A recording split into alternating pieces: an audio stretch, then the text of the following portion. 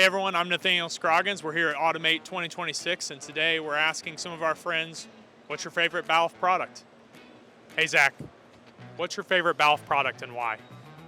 My favorite product here at Balluff is our condition monitoring sensors. Reason being, they can track the vibration as well as the contact temperature, so you can prevent the problems before they happen. Hey Randy, what's your favorite Balluff product and why?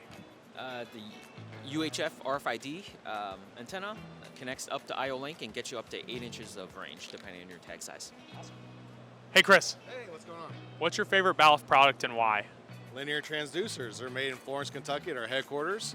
They're flexible, made to length, so we can get them quickly, efficiently, and then we have all the communication. So we can do field bus, SSI, we can do our IO-Link, which is awesome for the customer. Hey Mike, what's your favorite Balluff product and why? I think my favorite Balluff product is the BSP series pressure sensors. I think just because of the range of applications we can solve with it, that a lot of times people might not think pressure right away. Awesome.